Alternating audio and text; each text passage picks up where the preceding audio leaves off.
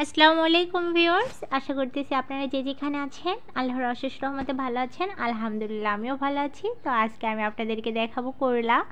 এটা আসলে ভাজিও না এবং ঝোলও না, এটা একটা নতুন রান্না। তো যাই হোক, এখানে মাখা মাখা ঝোল থাকবে এই রান্নাতে। তো যে কোনো মাছ দিয়ে কিন্তু আপনারা এই রান্নাটা করে নিতে পারেন। এটা সত্যি অসম্ভব মজাদার একটি খাবার। আর করলা ভাজিটা আমার অনেক বেশি ভালো লাগে, যার কারণে আমি করলার ঝোলটা একটু কমই লাইক করি। তবে এভাবে রাঁধলে তো আমার বাসায় মানে ভাতের পাতিল থেকে কিভাবে ভাত কখন শেষ হয়ে যায় আমি বলতেও পারি না। তো আজকের ভিডিওটি কিন্তু আমি টিপস সহকারে সমস্ত কিছু বুঝিয়ে দেওয়ার চেষ্টা করব আপনাদেরকে। আর যে সমস্ত কাজ করলে করলার তিতভাব থাকবে না সেটা আমি এই ভিডিওতে বলে দেব। তো দেখুন, এখানে কিন্তু আমি করলাটিকে সুন্দর করে ধুয়ে নিয়েছি। অনেকেই কী করে, করলাটাকে হচ্ছে আপনার লবণ দিয়ে ধুয়ে পুরো করলাটাকে একদম আউলিয়ে ফেলে। তো আমি এখানে কিন্তু লবণ দিয়ে ধুয়ে নেওয়ার প্রয়োজন মনে করিনি। লবণ দিয়ে ধুয়ে না নিলেও কিন্তু আমার করলাটা কিন্তু দিতে হবে না। তো যাই হোক, এখানে আমি করলাটিকে একটু চিকন করে কেটে নিয়েছি এবং আলুটাকে চিকন করে কেটে নিয়েছি। তো যাই হোক, চিকন মানে করলাটাকে আমি পাতলা করে কেটে নিয়েছি লম্বা করে। আর এখানে আমি তারপর দিলাম কাঁচামরিচ। আর আমি আজকে রান্নাটা সম্পূর্ণ কাঁচামরিচ দিয়েই করব। তো আপনারা চাইলে গুঁড়ো মরিচও নিতে পারেন, এখানে সমস্যা নেই। তারপর দিয়ে দিলাম আমি এখানে পেঁয়াজ।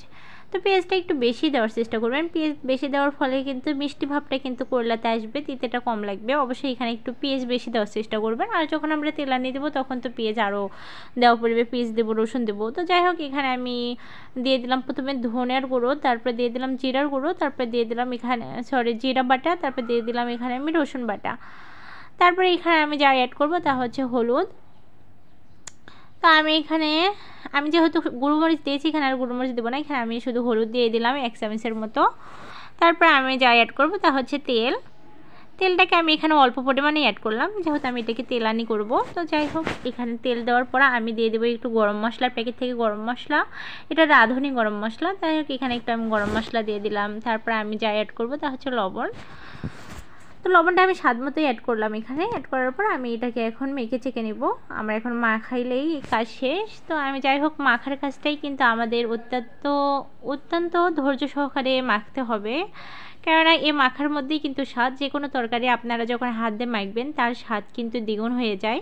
তো যাই হোক, এটাকে আমি সুন্দর করে মেখে চেকে নিচ্ছি, চারপাশ দিয়ে কিন্তু নাড়িয়ে নাড়িয়ে মেখে নিচ্ছি।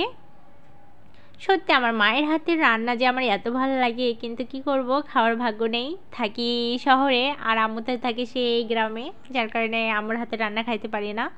তো যাই হোক, আমি এখানে মেখে নিলাম। নেওয়ার পর এখানে আমি এখন যা অ্যাড করবো তা হচ্ছে মাছটাকে আমি ধুয়ে নিংড়াইতে দিয়েছিলাম। তো যাই হোক, এখানে মাছটাকে দিয়ে আর একটু নেড়ে চেড়ে নিব। এখানে নেড়েচেড়ে নেওয়ার পর আমি সুন্দর করে কিন্তু করলাটাকে একদম মাখা মাখা করে নিয়েছি। তো যাই হোক, আমার করলা মাখা হয়ে গেছে। এ পর্যায়ে আমি যা অ্যাড করব তা হচ্ছে পানি। তো দেখুন আমার করলাটা মাখাটা কতটা খাস্তা হয়েছে তা আপনারা দেখেই বুঝতে পারতেছেন। মনে হচ্ছে এখানে এই মাখাতে অর্ধেক স্বাদ আমি নিয়ে এসেছি, আলহামদুলিল্লাহ। তারপর আমি এখানে পানি অ্যাড করলাম। পানিটা আমি দেখুন গলা পর্যন্ত দিয়েছি একদম পাতিলের। তো যাই হোক, পানি লাগবে, সমস্যা নেই, যেহেতু এটা মাখা মাখা ঝোল রেখে আমি রান্নাটা করব। তো যাই হোক, এখানে এখন আমার পানি দেওয়া শেষ। এখন আমি একটা ঢাকনি একটা মুখ দিয়ে এখন আমি গ্যাসটা চালু করে দেব। তো গ্যাস চালু করার পর রান্নার পর আমার এরকম পর্যায়ে এসেছে, যখন একটু ঝোল থাকবে সে পর্যায়ে কিন্তু আমি নেমে নেব। একদমই পুরোপুরি করব না, আমি হালকা ঝোল আছে দেখুন। আমি এই পর্যায়ে কিন্তু নেমে নিলাম। এরপর আমি একটা চুলাতে প্যান বসিয়ে দিলাম। প্যান বসানোর পরে কিন্তু আমি এখানে তেল দিয়েছি। তো আপু অ্যান্ড ভাইয়ারা, আমি একটা কথা বলতে চাই, আমার এই রান্নাটা ফলো করে একবার বাসায় করলা খেয়ে দেখবেন কোনো তিতো ভাবও থাকবে না এবং খেতে অত্যন্ত স্বাদের হবে। আর সবচেয়ে বড় কথা, এরকম করে তেলানি দেওয়ার চেষ্টা করবেন। আর তেলানির সময় কী দেবেন বলুন তো, একটু রসুন দেওয়ার চেষ্টা করবেন। আমি কিন্তু এখানে 2-3টা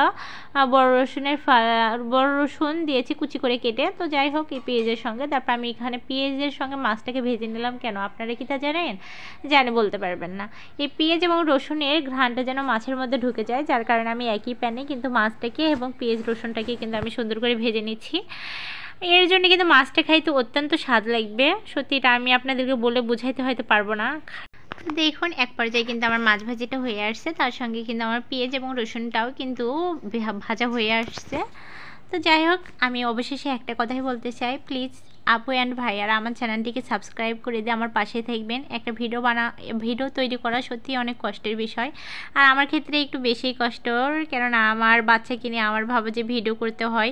ওকে অনেক কষ্ট করে একটু ঘুম পাড়িয়ে আমি আসছি ভিডিও করার জন্য। তো যাই হোক, প্লিজ আমার পাশে থাকবেন, চ্যানেলটিকে সাবস্ক্রাইব করে দিয়ে। তো যাই হোক, এদিকে দেখুন আমি মাছটাকে উঠিয়ে নিলাম। উঠিয়ে নেওয়ার পর কিন্তু এখন আমি এখানে করলা অ্যাড করব। তো দেখুন এক পর্যায়ে কিন্তু আমার পেঁয়াজ এবং রসুন ভাজা হয়ে আসছে এক পর্যায়ে। আর বেশি ভাজা যাবে না, আর একটু বেশি ভেজে নিলে কিন্তু সেক্ষেত্রে করলাটা খাইতে তিতা লাগবে। তো যাই হোক, এখানে আমি করলাটাকে দিয়ে নিলাম। একটা মাছ কিন্তু উঠাইনি, তো ওটা একটু ভাজা কম হয়েছে, তো যার কারণে উঠাইনি, সমস্যা নেই, আমি ওই পর্যায়ে দিয়ে দিয়েছি। তো এক পর্যায়ে দেখুন আমার করলাটা ভাজতে ভাজতে আমি কোন পর্যায়ে নিয়ে আসবো। এক কথায় আমি কিন্তু এখানে কোনো ঝোল রাখবো না, আমি এখানে মাখা মাখা ঝোল রাখবো। ঠিক এরকম দেখুন হয়ে আসছে। আমি আর 2 মিনিটের মতো এটাকে ভেজে নেব। নেওয়ার পর কিন্তু আমি এটাকে চুলা থেকে নামিয়ে নেব। তো সত্যি কথা, এই করলার রান্নাটা যে আমার খাইতে এত ভালো লাগে, আল্লাহ, আমার তো দেখে এখন জিভেতে জল আসলো। এখন মনে হচ্ছে কখন ভাত খাবো এমন মনে হচ্ছে। তো জামাই না আসলে তো আমি আবার খাই না, জামাই ছাড়া ভাত খাইতে পারি না। সত্যি কথা, মানে কি বলবো, আমার লজ্জা লাগতেছে। আমি কখনোই আমার নিজে হাতে ভাত উঠাই খাই না, জামাই এসে তুলে খাওয়াবে তারপরে খাবো। এখন অনেকে এসে বলবে কি ন্যাকামি করো আপু তুমি। সত্যি জামাইয়ের হাতের ভাত, মানে জামাই একদিন ভাত উঠে না খাওয়াইলে আমার পেট ভরে না কেন জানি। তো যাই হোক, এটাকে কিন্তু আমি প্রায় রান্না করে ফেলেছি। আপনারা কিছু মনে করিয়েন না, বুঝলেন, আমার বাসার কথা আপনাদেরকে বলে ফেললাম। তো যাই হোক, এটা কিন্তু আমার প্রায় হয়ে আসছে। দেখুন আমার রান্নাটা অবশ্য দেখে আপনারা বুঝতে পেরেছেন এটা কতটা লোভনীয় হয়েছে। তো দেখুন আমার রান্না অবশেষে শেষের দিকে আসছে। আলহামদুলিল্লাহ, আমার অনেক খুশি লাগতেছে। আমি তো এক পর্যায়ে একটু খেয়ে দেখলাম এটা যে এতটা সুস্বাদু হয়েছে, আলহামদুলিল্লাহ। তো এই ছিল আমার ভিডিও, পাশে থাকার জন্য অনেক অনেক ধন্যবাদ। আল্লাহ।